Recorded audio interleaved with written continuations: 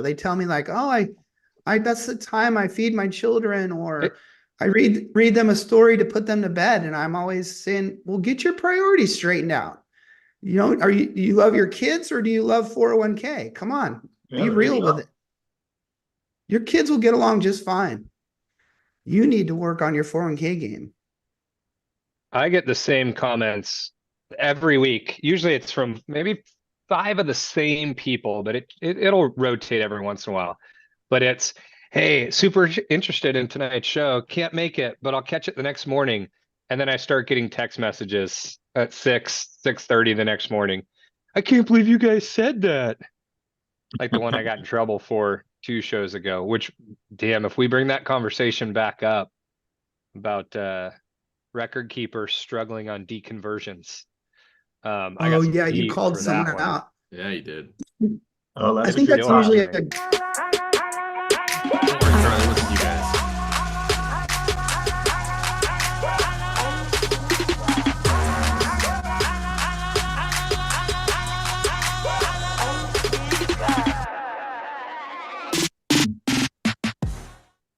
all Oh, I like right. that. I like That's New that. good. little new little intro. The aliens are delivering pooled employer plans. All right.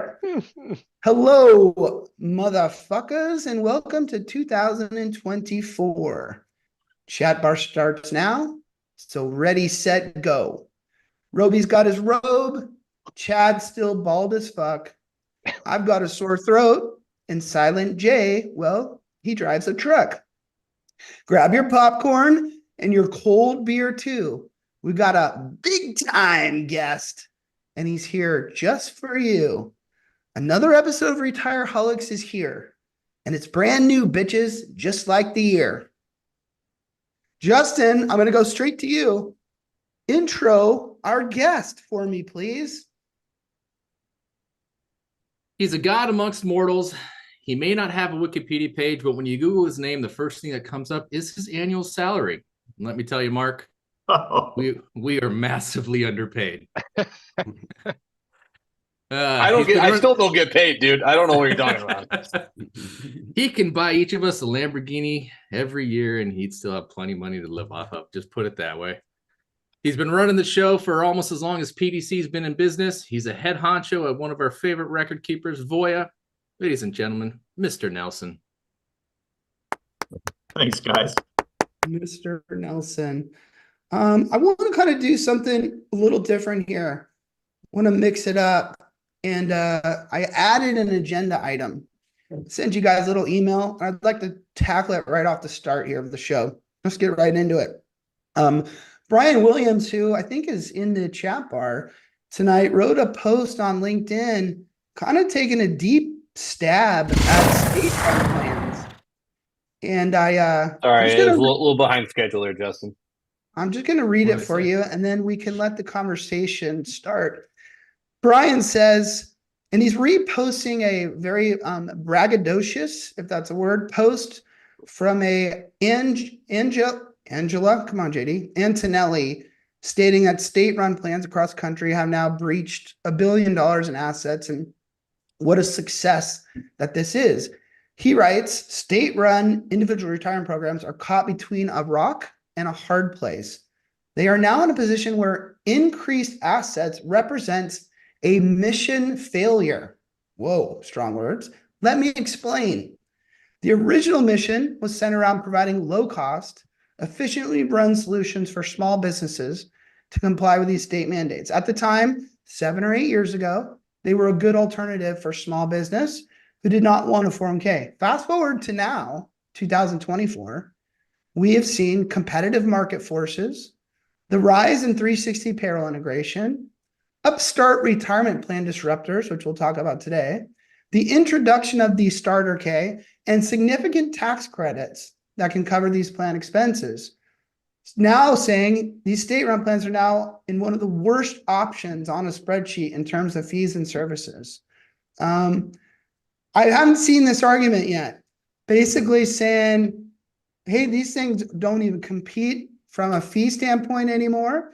They lack a lot of these things. We've got now all these great tax credits and all this stuff. I'm going to go straight to you, Charlie. Have you ever heard a negative thing about state-run plans like this? And what do you think about Brian's thoughts here? I think they're kind of interesting.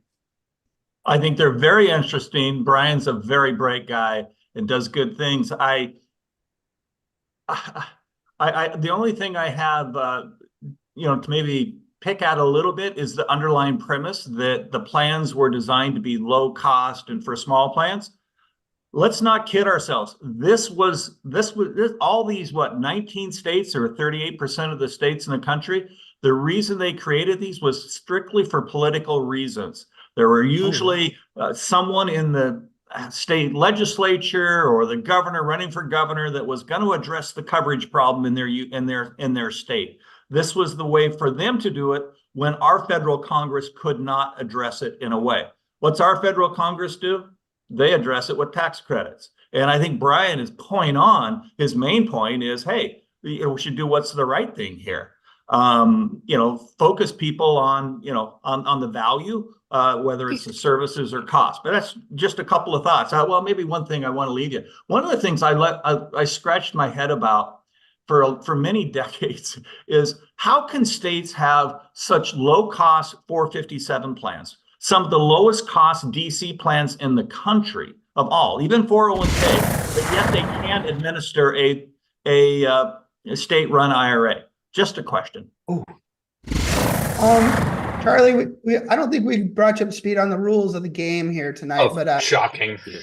When you say any acronyms, which you've now said 2, you must drink from your penalty drink. So you owe us 2, buddy. Okay. Chad, we've looked at these state-run things as like a positive because especially out here in California, it was just a fuel to our fire of new business. But Brian's kind of got a point, like as these things kind of grow and they're not very competitive. And I'm sorry, I didn't really talk about this. He kind of makes this argument that even though these state-run plans they're not fiduciaries, they're not under the laws of the acronym, I'm not going to say. But he says, but come on, they still have a duty to act in the best interest of their participants. And if these plans are not competitively priced, if these plans don't have the proper solutions, then are they failing their duty to act in the best interest of the very participants they're trying to get into these things? What say you, Chad Johansson? I'm going to say that all the argument there, I think is valid, is no different than the world we've lived in since I started in this space. How many providers have overpriced drastically? How many plans do we look at now? They're not trying to sell away that business. And they know that the solution they're offering is above market value.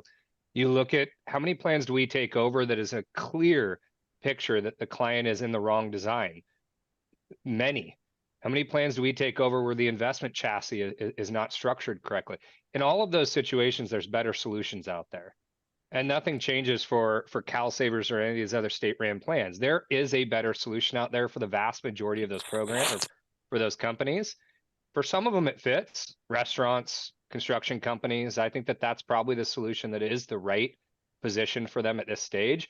But nobody on that side of the table, JD, has any fiduciary liability in making sure that the advice that they're given or not giving in this situation is indeed in the best interest of the participants.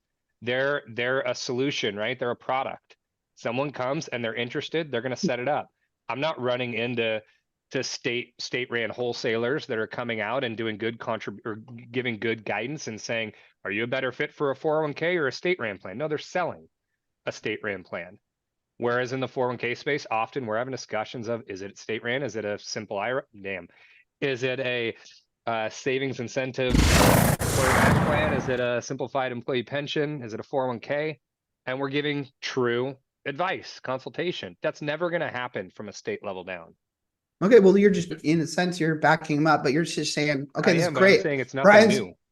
Brian's just providing more fuel to the fire of like, hey, how to kind of compete against these things or offer clients. Let's not completely sidestep of whether or not what they're offering or doing is good.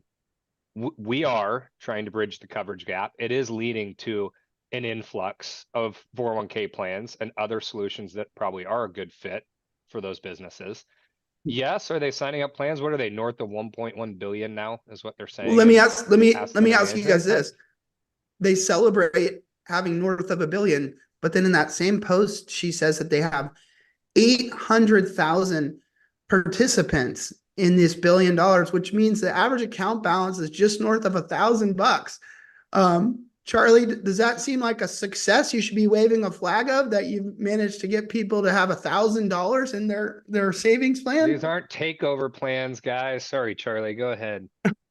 Chad, I agree with a lot of what you said there. And, you're right. They're not takeover plans, but let's be clear. And I think I would hope you guys would agree, but I know many providers would agree that the state-run mandates have been good for the DC provider industry and for advisors.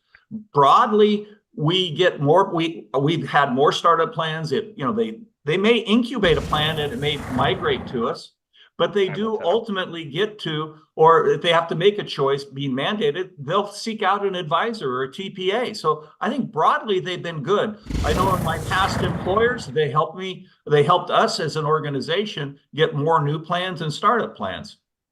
Yeah, that's where I don't know about your acronyms. You guys are nailing me on here. Defined contribution, so you owe a third. And Kevin, sorry for my math. I always exaggerate. I think it was like $1,250 or something like that, but that's still a really low average account balance. But okay, that's great. Fine, we'll move on. I just thought it was an interesting take on them, and we'll continue to watch these things evolve. And I don't understand why you would think the account balances would be high, though. They've not been around for very long, and they can't save that much into it. And people who are saving typically aren't the higher wage earners because they can't even qualify for these things. So I disagree in some regard. I'm still on the side of like, that's okay. So what? The impact hasn't been massive, but that's 800,000 people who would otherwise have zero to their name. Maybe not. A They good wouldn't percentage of have them. had access to a plan, though, and I agree with Mark there, right? And so that was part of the point behind this thing, was to get employees access to some type of savings through their employer. Well, two things to Mark's comment is, one, I wasn't saying that was bad. I was saying it's not good enough to wave a flag of like bragging about the fact that you're crushing it when you have all these tiny account balances. You're also making an assumption that they're bragging. They're just saying, "Hey, this is where it's at," right? I mean, read the post. The chick's fully bragging. This is what I wanted to mention to you earlier. Okay, 2024 is going to be very different for Rogue Guy. You know how I typically don't prepare for these shows? Well, let me tell you, I'm still not going to prepare for these shows. Just wanted to announce that. Let's move on to another one, which is I'm a peacock. You gotta let me fly. A favorite topic of mine, which these days I try to avoid, but Charlie brought this up, and I'm well aware that he's a fan of the pooled employer plan structure. Charlie, many people reference the success of Paychex and Aon when it comes to PEPs, which I think is a little misleading, but we'll save that for another day. But we did see in Q4 of last year that Census had announced success, or Rogue Guy, they had bragged that they, with their pooled employer plan, they had surpassed $1 billion in plan assets. I know that, Charlie, you're a fan of this or a supporter. So can I ask you specifically, like, how big of a deal do you think pooled employer plans are in the grander scheme of things? And then maybe kind of a two-part question, and why do you think they'll be a big deal in the grander scheme of things?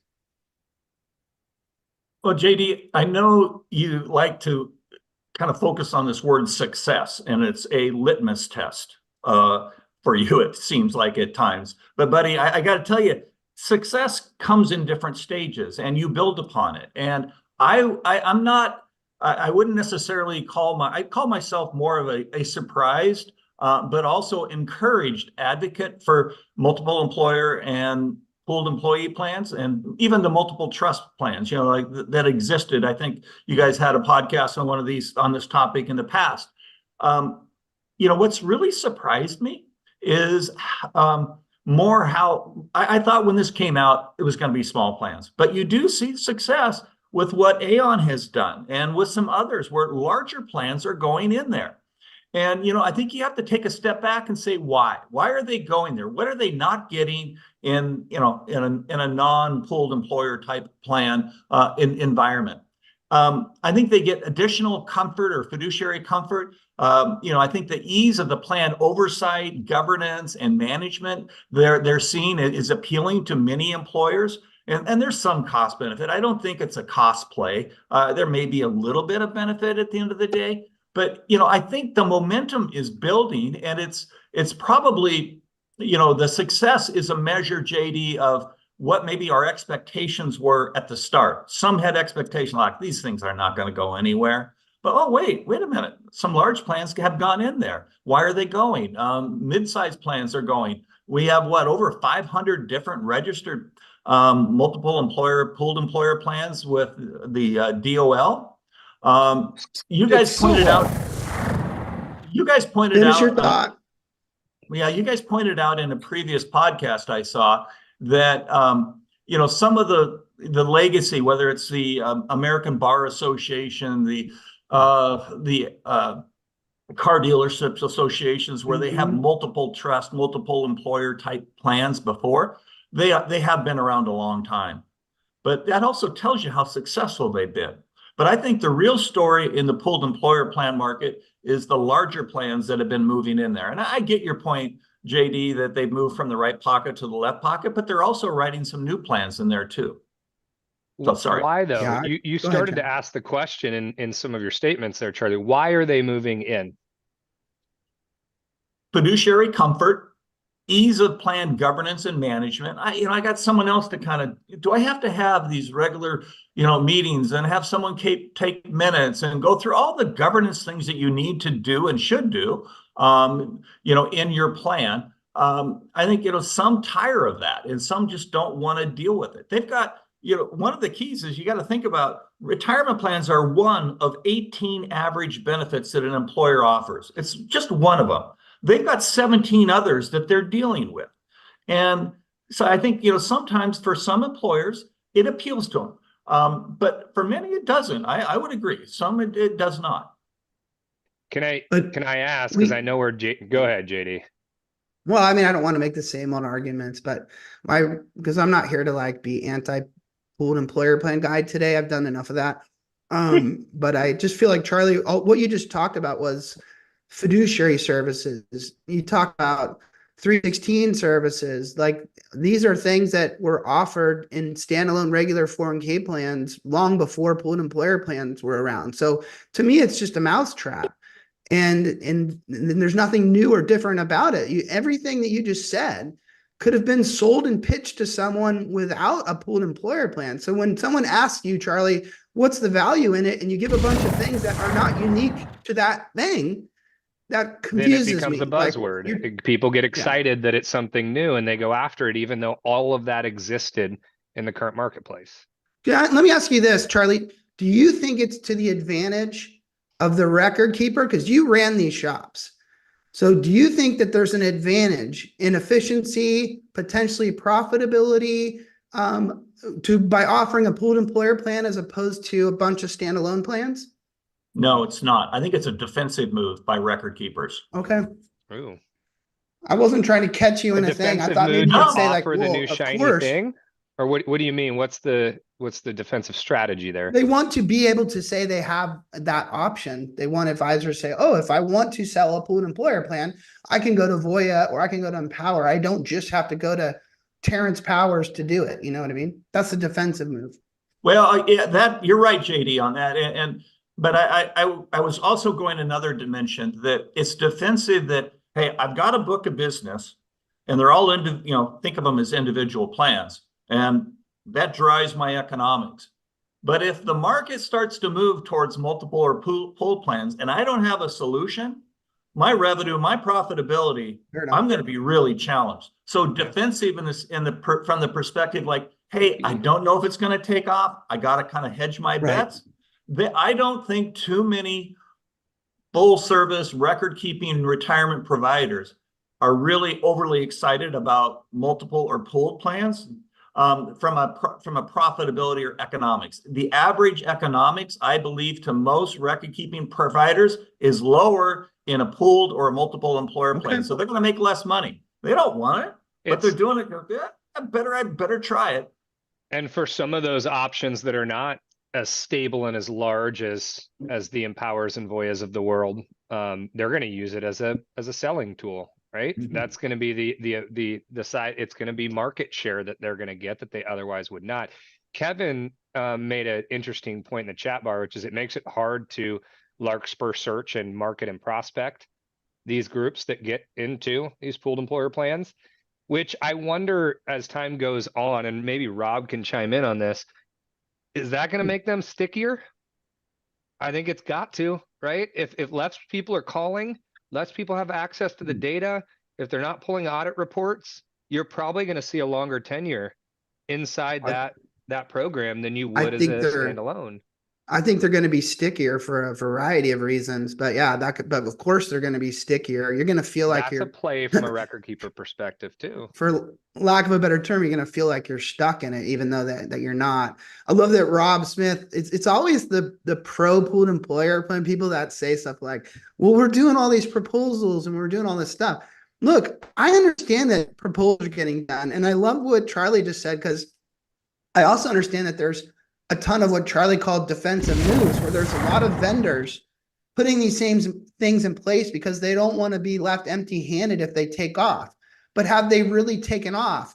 No, Rob, just because you're doing a bunch of proposals, no offense to your little space that you're in, doesn't mean that they're taking off. And by the way, just because a census has $1 billion doesn't mean that it's taken off. A census has hundreds of billions of dollars in assets under management. That is a drop in a bucket for them. So yes, you're going to see some. No one ever said, even me at my highest, angriest moment against pooled employer plans, did I say that they were going to get zero assets. I just said everyone seemed to be saying that they were going to take over the fucking world. And I was like, bullshit, it's not going to happen. And I think that's been proven out. Even a lot of them are shutting their doors and shit. So I don't know, whatever, we can move on. Charlie's got a last thought. You finish off the topic. JD, you got to go back to the start of 401k and the Revenue Act of 78 gets codified in 81. Then track the growth of 401k. How long did it take? It wasn't immediate, but it did build over time. I think your point is bang on. We have to kind of wait and see. Even these early plans that adopted, will they stay there? Will they move back? Time will tell. But you know, it's just for me, it surprised me how many at least initially have moved, and we'll have to see whether it continues and whether they stay. Well, I don't have time to talk about how it kind of upsets me about the takeover part of it, the conversion part, because Washington and the politicians that represent us put these plans in place not for a $50 million conversion. This was put in place because they were sold on this concept that, by the way, Charlie, they were sold on economies of scale. They were sold on the very thing that you're saying is not even a relevant factor. They put these things in place because they thought they're going to be cheap for small and startup businesses. And that's the only reason really that these things went through politically. And for me to hear that now, someone's surprised to see conversions happening and big plans are happening, I just get a little icky feeling inside about greed and money and all that kind of jazz. Charlie, how would you like to make some extra cash in life? I'm thinking that'd be a good thing for you, right? Why not? Everyone can have a little extra money. He makes enough cash already, JD. No. The best way I've found to get extra money in your life is find an investment guru that can lead the way and show you what to invest in. And we just happen to have one right here on our panel. So let's do drunk stock tips.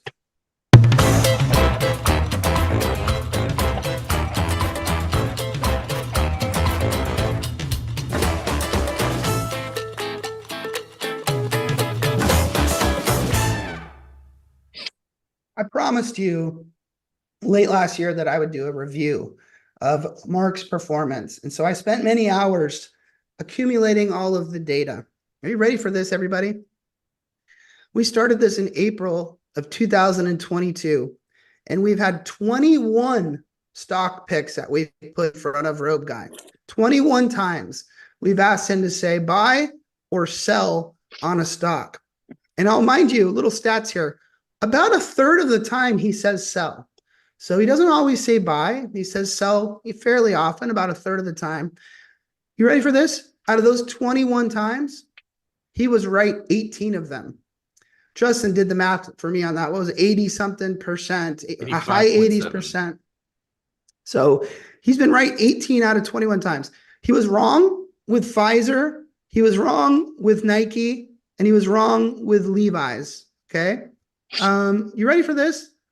Half of the time on those recommendations end up driving a return that's north of 25%. So when he tells you to buy something, half the time that return is going to be north of 25%. All right, here we go. I put it all together, and his annualized rate of return is 35.84%. Mind you, over that same period from April 2022 to today, the S&P 500 has returned about 7.5%. AKA, oh, I drink for that. Roby is almost 5 times the market. So, Charlie, pay attention. I meant to do that. You know when they used to say geez, I'll drink for this too. When E.F. Hutton speaks, you need to listen. Well, Robe Guy is the modern version of that. The stock I'd like you to review for us today is General Motors. Roby, let's see. The company has 155,000 employees. They do annual revenue of almost 160 billion. And I know you could give a shit what their PE ratio is. I owe 3, but it's 4.93. The stock is currently at 35.5. It had a high of 66 back in December of 2021. It has companies like Chevy, Buick, General Motors, whatever my truck is called, Cadillac. They also own OnStar. I pay right now for a Buick for my daughter, a Chevy for my son, a Yukon. I have a GMC truck. I'll drink. And so anyway, I think I got 3 or 4 of those fuckers I'm paying for right now. Robe Guy, take it away. First off, JD, I need to commend you on pushing through. Like, you don't sound too good. They sound you obviously you're sick. I don't think you're gonna have a voice tomorrow, so kudos to you for that. Now, yeah. So we're talking cars, huh? Talking vehicles.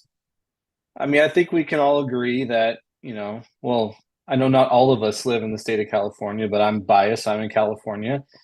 I drive my kids to school every day, and I show up and there's 78 Teslas parked amongst my car that's not a Tesla.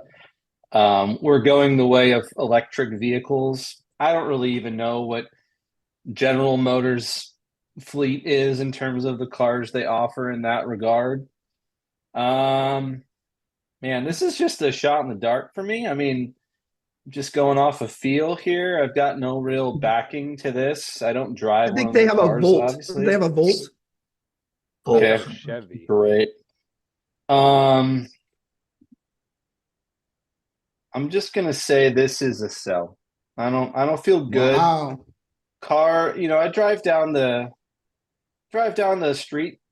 There's a lot of car dealerships. Not a lot of cars on these car dealerships. And you think, oh, maybe it's because car sales are going so well. They're not. You don't hear very good things. I mean, there's some companies offering some pretty good manufacturer discounts on vehicles they can't get rid of. The Mustang electric vehicle or something. I don't know. So I'm not feeling American made right now, I guess. They call me a hater, but I feel like there's some other companies like Kias and Hyundais that are sort of more appealing for their price points. And this is getting way too in-depth for me and too, I'm saying too many words, trying to back myself up. So I'm going to be done speaking here in a moment and just say, nah. Okay. I saw Charlie. He kind of was phasing out there because I'm pretty sure he was accessing his E-Trade account and putting a sell on General Motors. So good for you, Charlie. You're going to make some money here. Road Guy will not leave you in the wrong direction. He knows what he's talking about, and clearly his numbers back it up. Thanks, Road Guy. Appreciate it. I'm not gonna lie. I need to be wrong. You know what they say. I need to be wrong for a bit of a string here, and I feel like that's probably going to be a wrong one. I don't feel good about it. Another thing to do, did you know, like, Roby can affect markets in a big way. So just pay attention to the volatility tomorrow on General Motors in the stock market. I'm sure it'll be gangbusters. I know Nike went through some tough times after you talked about them. Let's spin the wheel of ice, and everyone cross your fingers it's not me. The wheel of ice. So malort. Although sometimes the alcohol soothes the throat. I was sick last week and didn't get it, so I was due. And while Chad drinks his Smirnoff Ice, Brandon, let's do headlines, buddy. Let's do some headlines. I didn't realize we hadn't done that.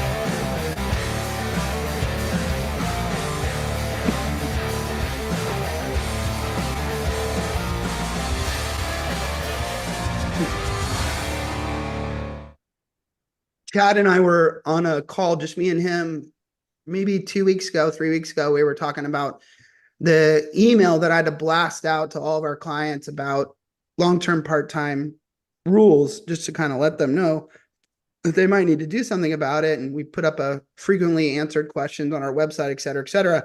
And it dawned on me at the time, do I send this notice to solo Ks? And Chad and I didn't have to think about it more than a couple seconds. And we're like, of course we do.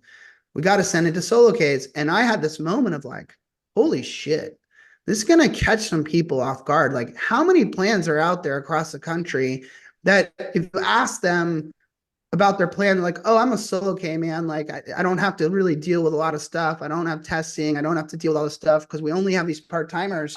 Well, sure enough, the National Association of Plan Advisors on December 29th came out with an article written by Robert Richter talking about the impact of these long-term part-time rules on solo 401k plans.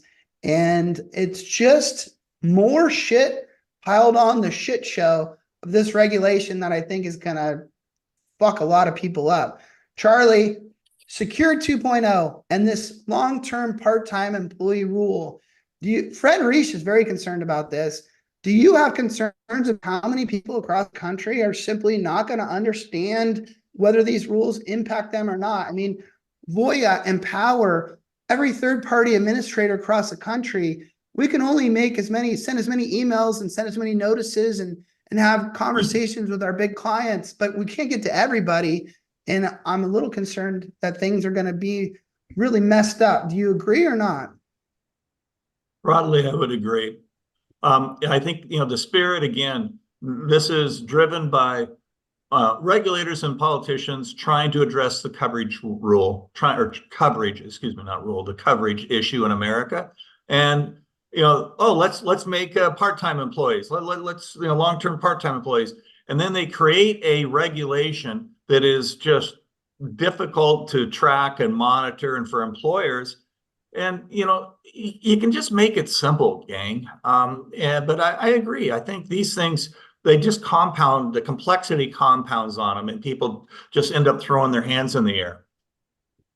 Well, I think everyone can agree the whole switch from 2024 to 2025 on the 3-year look back to the 2-year look back was just ludicrous. Like, are you kidding me? You're going to add like a whole nuance to this? But Chad, I mean, you've got to be concerned. We don't do a ton of solo 401k plans, but we've done a fair amount over the years. And do you think they read the email that I sent to them? Because I don't have time to call them all and talk to them, buddy. No. And a lot of our solo 401k clients, which by the way, I love that they pointed out in the bottom, because we've been saying it for years that there's no such thing as a solo 401k. It's just a marketing term. You're a 401k claiming just a exemption. regular 401k, yeah, with no employees. But I won't say the majority. I have to say at least half of the solo Ks that we've written are document only clients, meaning they didn't hire us for ongoing administration, right? We're not involved for 5,500 filings. We just simply wrote them a document so they could go to an advisor's investment chassis and invest money. We Are- let them know north of 250, you got to reconnect and we've got to take on some role in this relationship. Those folks are blindsided. I mean, I think every solo K is, but those folks especially that aren't even engaged with a third-party administrator and have nobody looking at the compliance side of their plan, when they get caught or when it is addressed, it's going to be a big issue for this one person company where they've got one or two or three long-term part-time. Are we selling or sending out notices to the doc only clients to JD, or do we not track Yeah. that? We do. Yeah, Okay. we sent it to everybody. them, but like I said, that's worth about as much as what Roby True. makes in a month. You know, they're not going to fucking look at it or act on it. And so I think that the problem is there's just going to be a mess of cleanup if we even find the messes in the first place. Well, and so I'll make two comments for the advisors that are tuning in. One being sales technique and leverage this thing. Have these conversations with clients about long-term part-time, but even owner-only businesses where they believe they're in a solo K. Use it as a bridge to talk about defined benefit, owner-only defined benefit, because we can still carve those employees out of any employer contributions. I can't tell you how many times I run into a solo K request from an advisor, and the moment we bring up the defined benefit world, they are hook, line, and sinker in love with the options that we're giving them. Because nobody ever talks to these independent contractors, these folks sitting on boards about this option. And I think advisors who are steering clear of solo Ks because there's no revenue in it need to look at the owner-only defined benefit space and leverage this as a talking point. Well, when my daddy gave me his company and let me take it over, he used to tell me things, and he used to say this. He goes, son, the more complicated this shit is, the better it is for our family business. And so I would say the same thing out to the advisors in the industry right now. If clients are going to have problems with long-term part-time, then what a great opportunity for advisors, record keepers, third-party administrators to get out there and find them and explain this to them. I mean, opportunity in terms of winning new business. So you can flip it to a positive, but I do think it's going to be a shit show. Yeah, and I saw a couple comments. We'll just clarify because I don't think you did in the disclosure, JD.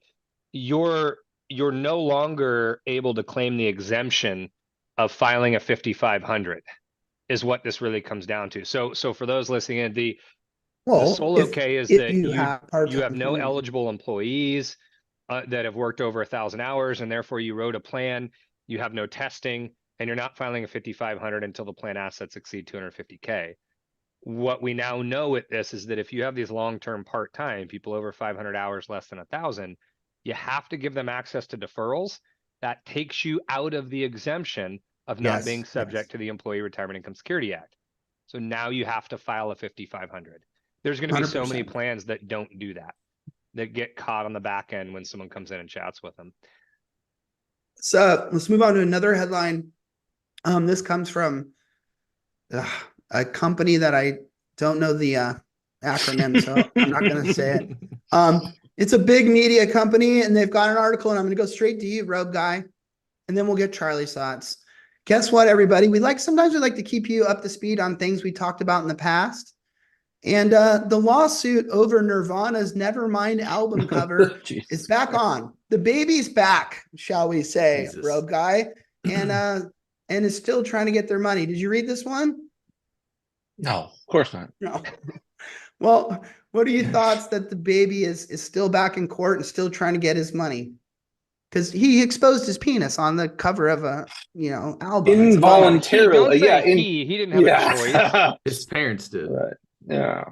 I didn't look into this, and like we talked about it last time. I don't know what different angle they're taking at this. So it's the statute of limitations they're claiming is no longer valid. So it's a 10-year statute of limitations. And because Nirvana released a remastered version of this in 21, a new judge or a district is stating that it is now within that statute of limitations. So then I have a really simple thought.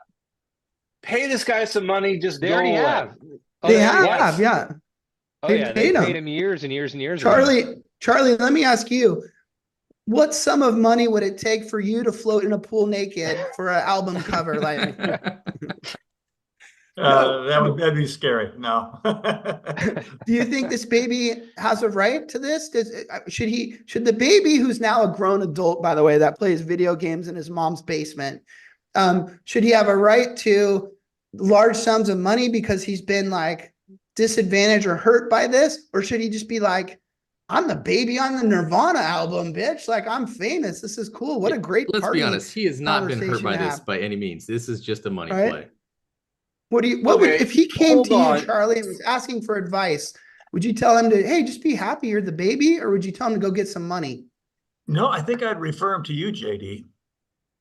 What's that? Okay, great. I Fine. don't know. All I can say is, had he never said anything, nobody knows who he is. But he has now shown everybody who he is and that is him. So that's, I mean, he didn't have to do that, but it was a money grab from day one. I'm just like, come on. Well, it's I back. don't know. Case is not We closed. can move on. It's almost, Mark, to put it in your field. It's almost like the caddy for who was the golfer that went down to Mexico? His caddy didn't go with him. He picked up a local caddy. You normally get 10% of the earnings. He wins the tournament. He gives the dude 10 grand. And the normal payout would have been like I didn't hear $200,000. this. It was Kuchar, Oh. Matt Kuchar. Yeah, and he only paid the local caddy like 10 grand, and his normal caddy would have gotten 100,000 plus, which would have been life-changing money to this Was guy. the local This caddy is like a not about true exposing a penis, Chad. That's not even Yeah. the same thing. Chad got me Like interested. money from Then somebody Rogue Guy else's brought me back to success. real life. What does that have to do with anything? Let's move on. Okay. Yeah. At the National Association of Plan Advisors, there was an article that caught my eye on January 2nd called "The Department of Labor Successfully Sues Employer for Misuse of Forfeitures." This might sound very nerdy to a lot of people listening in, but basically what happened here, if I remember correctly, is on the plan document, this plan had said, hey, with forfeitures, we will use them to offset plan expenses, but instead they were using it to offset the employer contribution, which you totally can do. But because their document said they were supposed to do the previous and not the latter, the DOL came in and stuck them for like $550,000 or $575,000 in penalties. And so the moral of the story, or the discussion, like, this kind of caught me off guard, is like, wow, like, just because you can do something, you still have to look at your document and do it appropriately based on what your document says. And I guess I'll go to you, Charlie. When you're at the helm of Empower and Voya, and you're dealing with tens of thousands, pushing hundreds, I mean, combine the two, hundreds of thousands of plans out there, do you think they're all using their forfeitures properly based on how their document says, or is this mistake happening a lot? Well, To pick on Empower Voya, just talk record keepers in general. I don't need you to talk shit about your past employers. well, it's kind of, so first of all, I think record keepers, you know, we all had lots of plans with these types of accounts, and largely the record keeper has almost nothing to do other than to process the payment, however they want to apply it in that way. So it really is something that goes back to the plan, and maybe the advisor, consultant, or TPA is in there helping and guiding them on these things. Bring them up. I can't necessarily say, you know, how prevalent it is, but, you know, I think your comment about it's not uncommon for people to have the ability to offset with employer contributions with some of the forfeitures, or use it different ways. You see employers use it differently, whether they have it documented appropriately or not. You know, I couldn't tell you. I just personally would have thought that if this was like a friend of mine, this plan sponsor, and they were going into court for this, I would have thought like, oh, you'll be okay. Like you kind of didn't do it right, but what you did wasn't illegal. Like, you could have easily just amended your document to allow you to do this. But as a third-party administrator, I know better than that fallacy. That's not true. It was just interesting to see it actually go down like this and have the penalty come to fruition. So it's just a little lesson for everyone out there.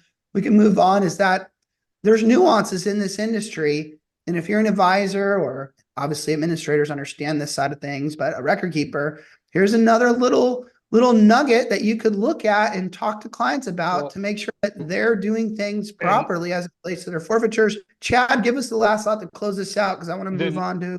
Yeah, the nerdiness in me goes, okay, well, whose responsibility does this fall to? Because in Charlie's example there, as someone as a business who's processing it, they're not reaching out to us, asking us how to utilize the forfeitures. It doesn't require our attention as a third-party administrator to approve it. So when they know they have these forfeiture dollars, they're going directly to the record keeper and making a statement of what should happen. I don't know in our plan information forms that we submit to these record keepers if we're declaring in there what the rules are around forfeitures. I'll look into that tomorrow. But my guess is they don't even know how the record keepers don't know how the document is written for forfeitures. And they're getting requests from the client and they're doing it. Yeah, I don't think that's a connector of data between many TPAs and record keepers. So I don't think so I either. thought this was very interesting. What's concerning is how many plans is this happening on? I'm kind of dumbfounded on why, and maybe you guys can educate me. Why in the world would you not select both boxes to be able to do both? Why only one? Yeah. Oh, good question. Because you want a black and white process to follow and feel like you could step out of line if you made one decision versus the other. Let's ask Justin, let's ask Guideline human interest that question, and you'll get Chad's answer. We got to simplify stuff. Which that's my little transition here.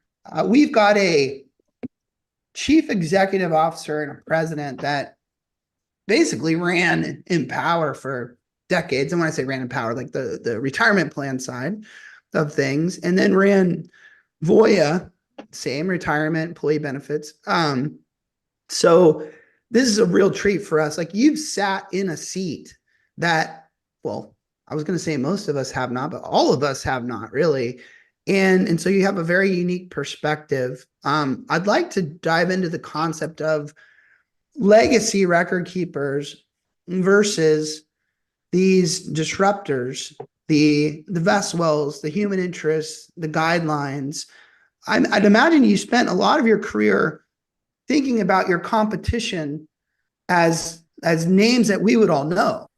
Fidelity and Principal, and when you're at Empower, you're probably worried about Voya and Nationwide and John Hancock and all these names. Did you ever? The first question is: did you ever back then think, and are you surprised now, that there would be new names that you never recognized that came from outside of our industry and actually competed and won business? I mean, these companies are starting to build on a pretty decent chunk of business. Did you ever think that there'd be a human interest or a Guideline when you were running those two companies? There were. If you but not to this level of success. Guideline is approaching word again. Charlie, I want to give you some context. Guideline is approaching 50,000 plans. So don't tell me about little tech startups in the 2000s, 2010s or whatever, because they never came to fruition. Nothing ever really happened with them. These companies are actually on plans and selling more plans than the very companies that you led in the course of a year. Yeah, but how much money and how big are they? Are they do they have? Oh, they're fucking tiny. Oh, they're yeah. fucking tiny. Yeah, and they're probably not profitable. And they're probably not going to have a viable business model to be in business in 10 years. I mean, God bless you. So it's like, seriously, I think the robo 401k providers, and we've had a number of e-401k providers over the last 20 years. None of them have really made a dent, any material dent, I should say, in the industry. When you have an undifferentiated value prop and you're going in that, we're cheap, we're transparent, we do payroll integration, and we're fiduciary services. Okay, tell me a 401k provider that doesn't say that.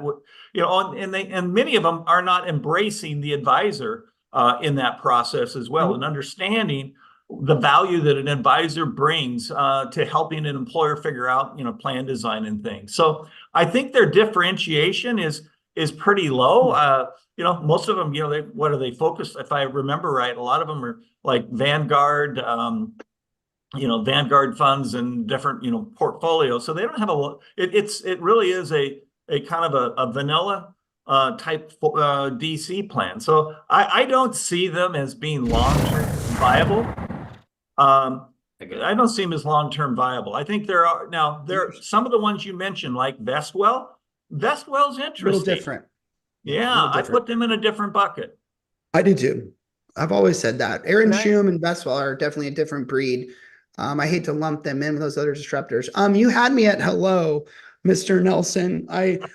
My next follow-up question to you was going to be, do you think that their businesses are viable in terms of profit? They were funded with hundreds of millions of dollars of venture capital, private equity funds. And Chad and I have done the math on this show numerous times. By the way, we've had them on this show and talked to them. They're the founder of Guideline, who I was very impressed by. And Chad and I's math is kind of like, how are they ever going to pay back the venture capital? And worse, venture capital doesn't want to just get paid back.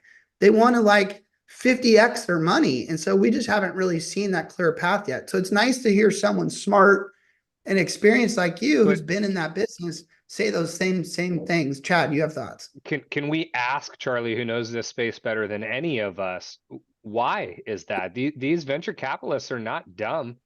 There has to be some sort of play, margin, or spread that they see in the future that the product is not doing now that will lead to money.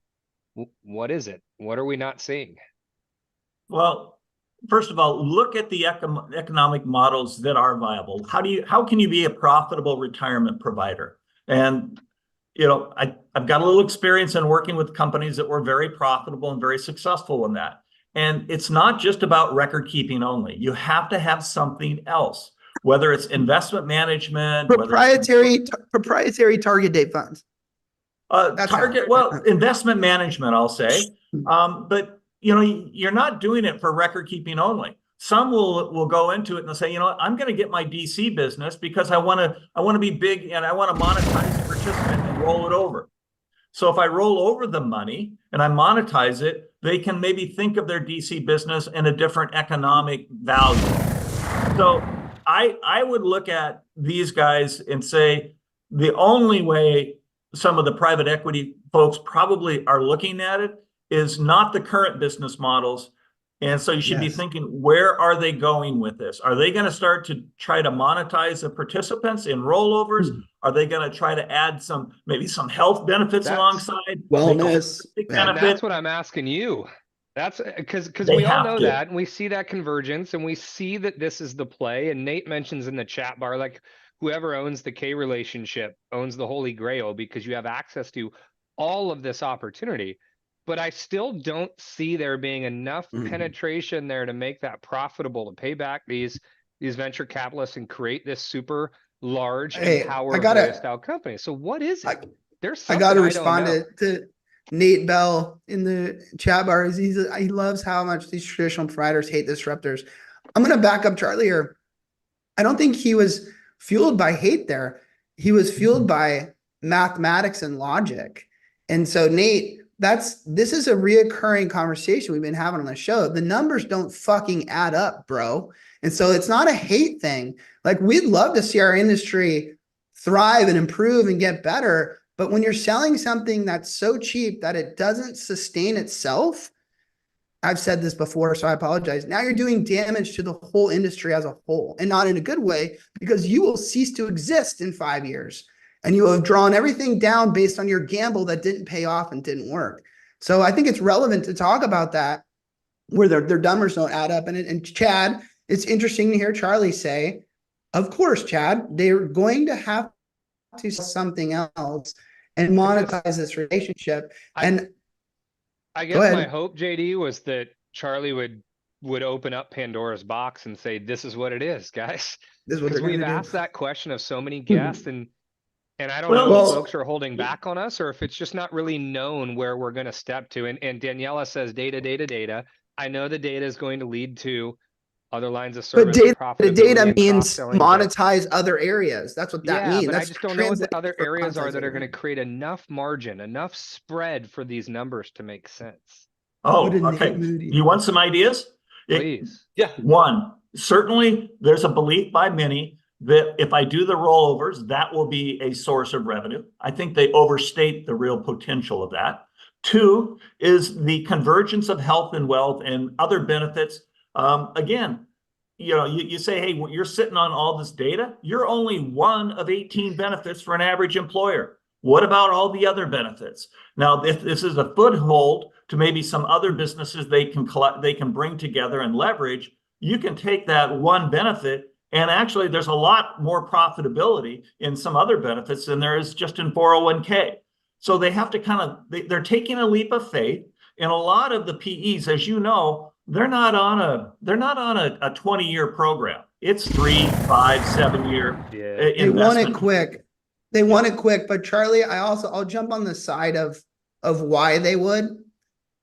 To pitch to a venture capital group that you have an idea that might be able to bring your startup company on level ground with companies on Wall Street like Vanguard and Voya and Empower, you can give your examples, that have been doing this for decades, is very enticing. Like, if I'm a venture capital, I will write you a check if you've convinced me that somehow in the course of 5, 7, 10 years, you're going to create a company that will actually compete with these legacy, massive institutions.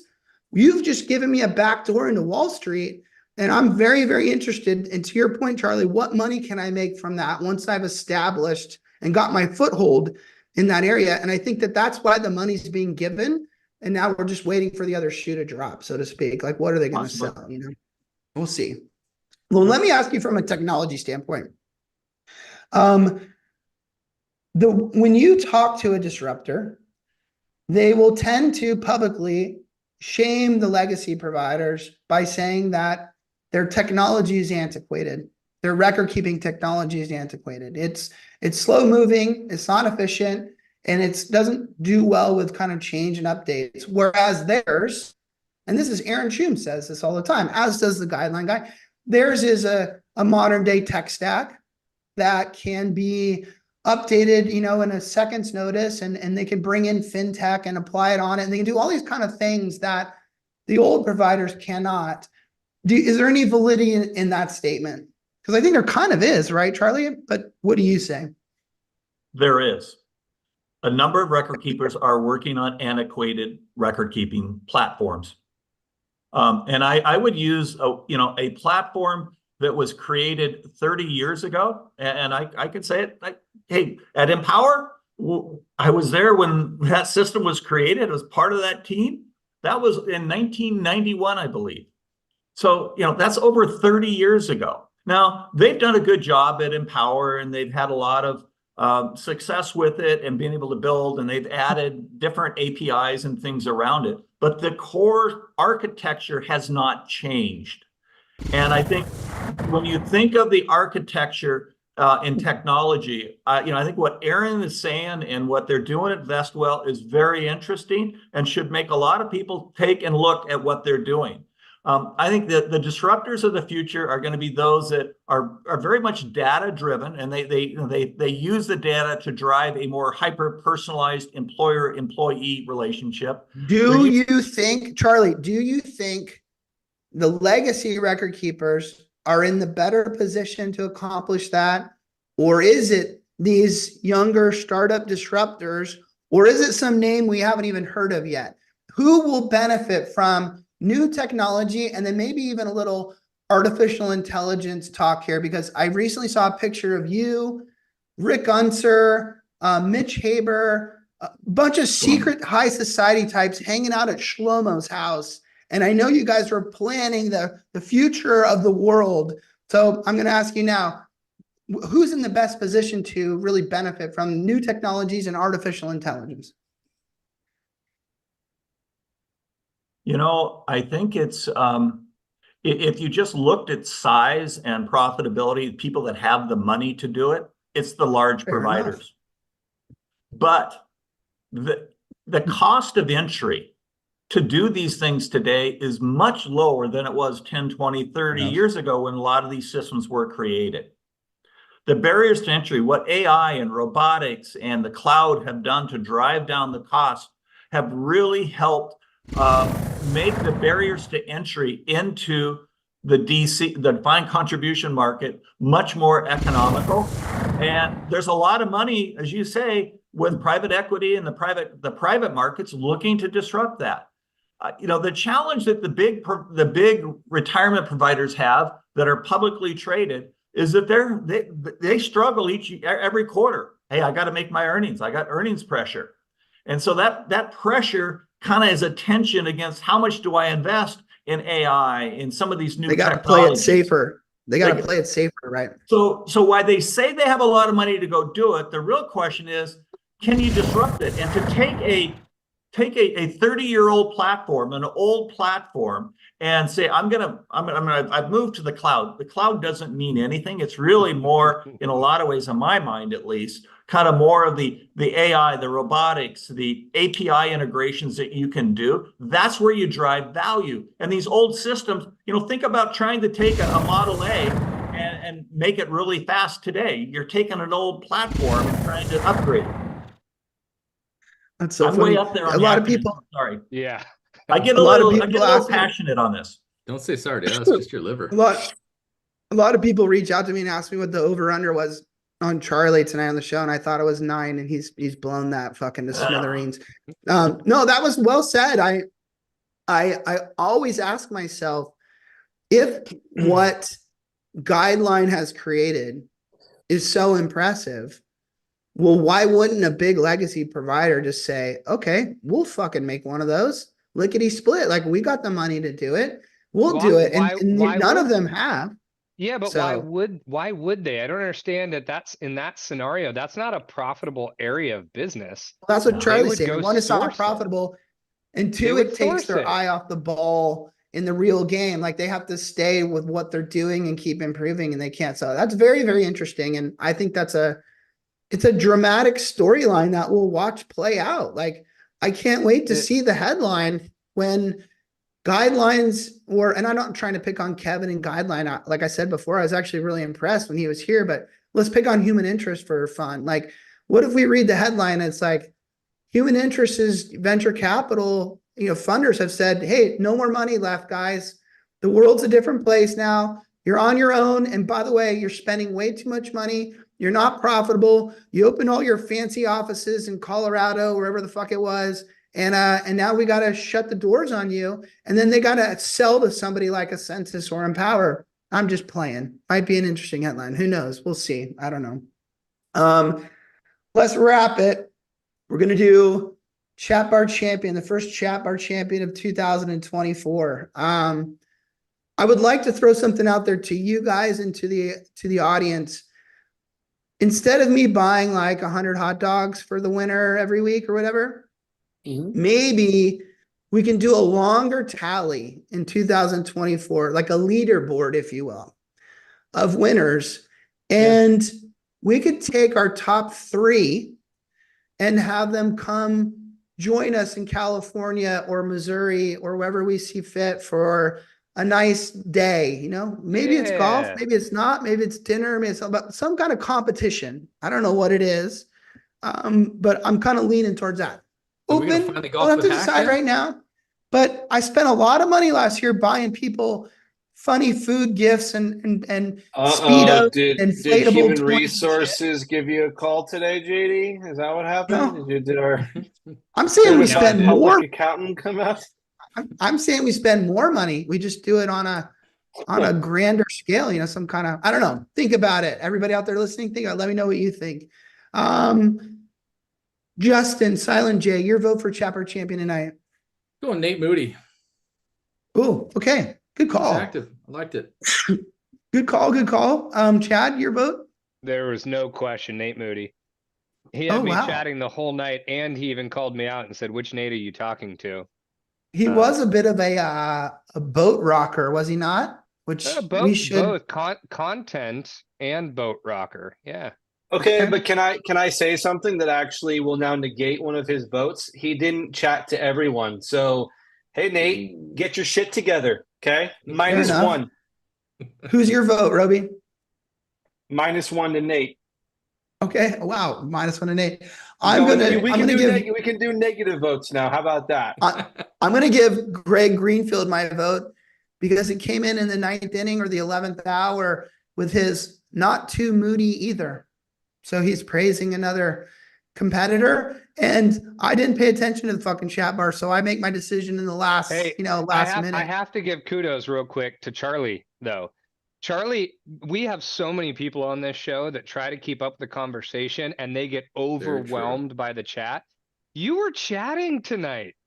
I saw a number of comments. Kudos to you, sir. Wow, Chad. Thanks, I love that you can give a guy, you're a measly little sales director for a small TPA firm, I'll drink, and you can give a guy who is a powerful chief executive officer of large Fortune 500 companies a fucking compliment. How nice of you. He crushed it, JD. Charlie, your vote for Chat Bar Champion tonight. Pick anyone in that chat bar you thought was killing it. Well, I like Brian's comments, especially he teed us up with the opening question from his LinkedIn, but I also think Greg did a nice job as well. Brian Williams or Greg. Which one? Oh, pick one. Oh God. Well, I'm going to go with Brian because he got us teed up. Good for you. All right. Well, that's a good choice because you don't know how this game works and you just got him into the final. Okay. We've got Brian, we've got Moody, and we've got GG. I'll drink. Roby, you know how this goes. They need to finish the sentence and then we'll let Charlie pick the winner tonight. Charlie, watch the chat bar. They're going to finish the sentence that Roby says right now. Go ahead, Roby. Oh, geez, I should really prepare for these things. All right, in the spirit of the new year, I'm just going to go with this to see what happens. Moody just won. It's what? Yeah, he won. He wins. I'm with Rogue Guy's sister right now. Dude, I don't think you could handle my sister, bro. I hope also, Mr. Moody, I hope you understand this is all in fun. Just going to put it out there. Like, this is not supposed to be taken seriously. -2 for you now. I don't know. All right. In the spirit of the new year.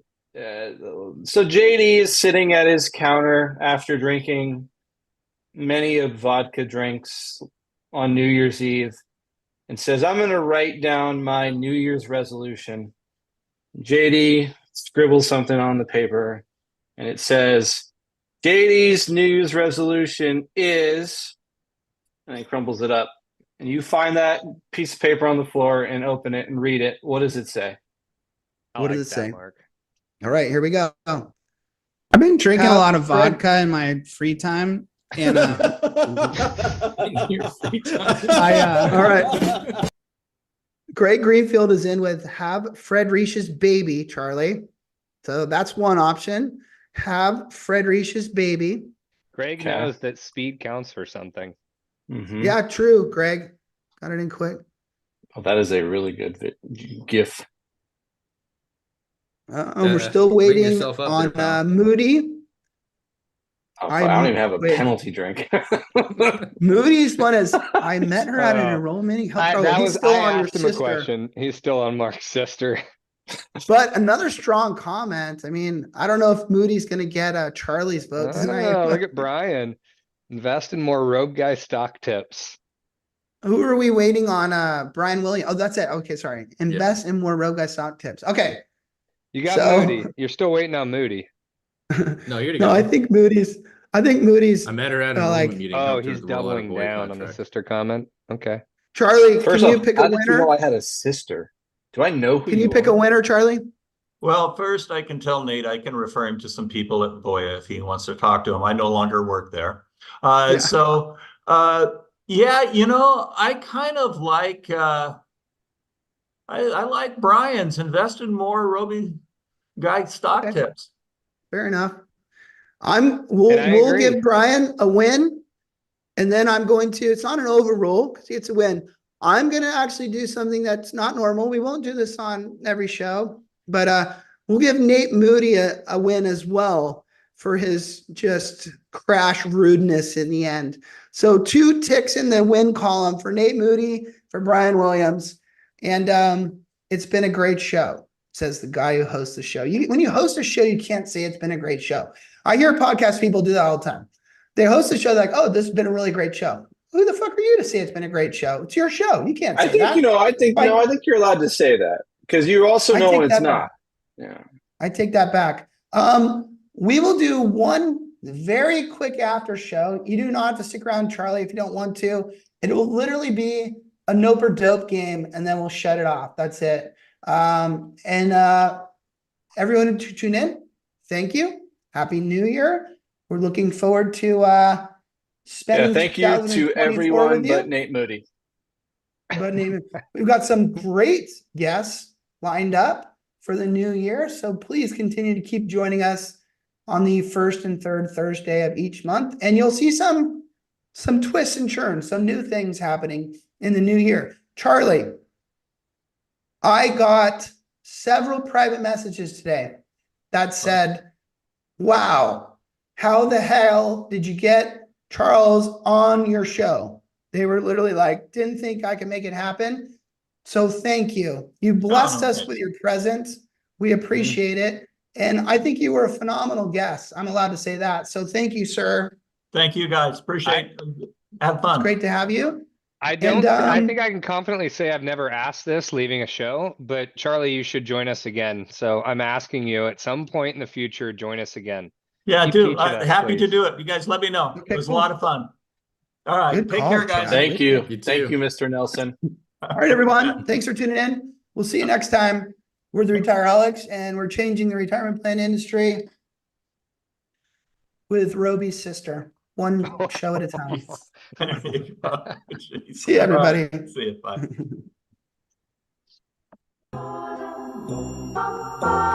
Go to the bathroom. Yeah, me too.